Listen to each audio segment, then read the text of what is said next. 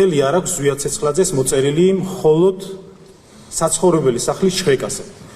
ხომ არ იყო ამის მიზეზი პროტესტი, რომ მას, როდესაც მის საცხოვრებელ სახლს შრეკდით, არ ქონდა შესაძლებლობა დასწრებოდა მისი ადვოკატი. ასეთი მოცემულობა ხომ არ გახსენდებათ?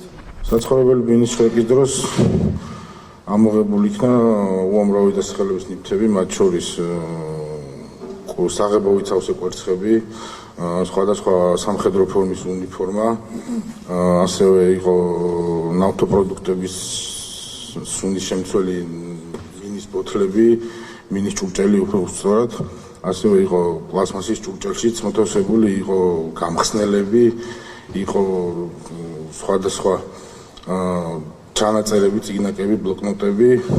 მინის ჭურჭელი იყო შიგნით მოთავსებული სითხით, რომელსაც ნავთობპროდუქტების სუნი ჰქონდა.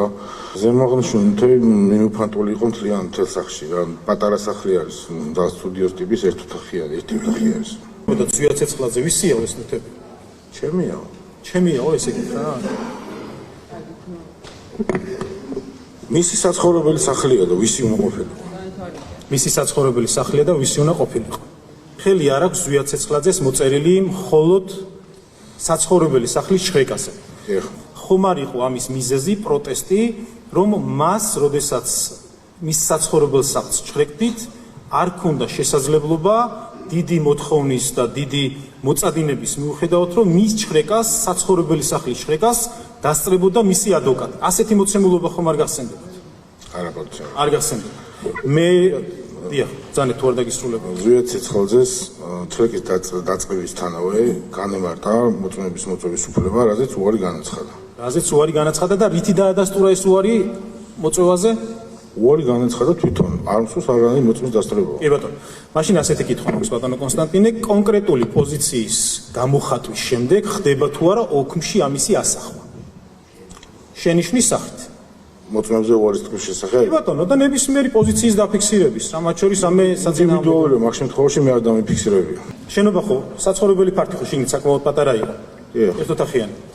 ისმენდით თქვენ ჩემს თხოვნას მოწოდებას, რომ ზვია ცეცხლაძის საცხოვრებელი სახლის შრეკაზე მომცემოდა შესაძლებლობა, რომ შემოსულიყავ. თქვენ არ გაგიგიათ ბატონო? ეგრე არ იყო, იმიტომ რომ სახლის გარეთ მას შემდეგ რაც დაიწყო საგამოძიებო მოქმედება, თანდათანობით ხალხი მოურავდა, არ ვიცი საიდან როგორ ვინები იყვნენ, არ ვიცი, იყვნენ ჟურნალისტები, მათ შორის იყო ხმაური და შესაბამისად დიდი ხმაური თანდათან. მე ვერ გავიგებდი ვერანაირად, ვერ გავიგე საუბარს და მოთხოვნას.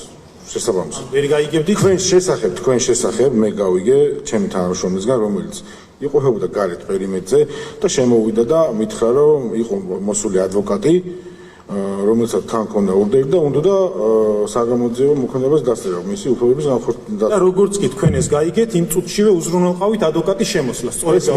ეს მომენტი იყო, როდესაც მე უკვე დასრულებული მქონდა თითქმის საგამოძიებო მოქმედება ბინის შრეკა და შესაბამისად ეგრევე შემოგიყვანით და მე დავაკავე.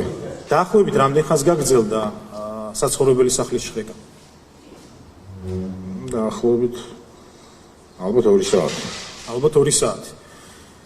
ბატონო კონსტანტინე, მე ჩვენი დიალოგი კარგად მახსოვს. კითხვა მაქვს ასეთი.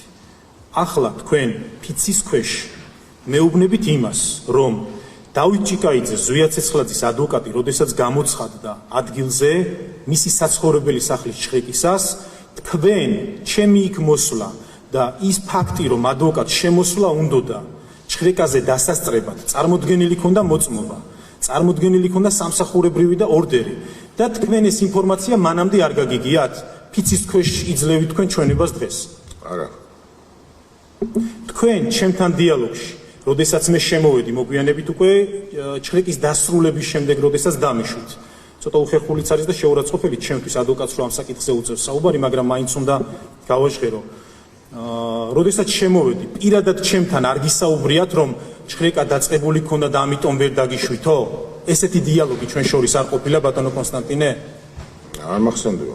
თქვენ ზუსტად იცით თუ არა, რომ ამ საცხოვრებელ სახლში ხდებოდა გადაადგილება, შემოსვლა და გასვლა? აკონტროლებდით ამას სრულად? საგამოძიებო კიდევ ერთხელ გიმეორებ, საგამოძიებო მოქმედებაში მოწვევას იღებდა მხოლოდ ის ორი თანამშრომელი, რომელიც დავასახელე. რომ შემოსულიყო ვინმე, ასეც დააფიქსირებდით? შეიძლება შემოსულიყო იქ სადაც სიტყვაზე მე ვიჯექი და ოქს უწერდი იქ სადაც თქვენი ჯექით არა სახლში იმ კარებთან რომელთანაც მე თითქმის 1 საათი ვიდექი და მალოდინეთ თქვენ ბატონო კონსტანტინე იქ რო ვინმე შემოსულიყო დაკვირვებული სახე ნუ გაქვთ უცნაურ ამის არ გეუბნებით რაც ჩემი თვალით მაქვს ნანახი იმას გეუბნებით რო შემოსულიყო ვინმე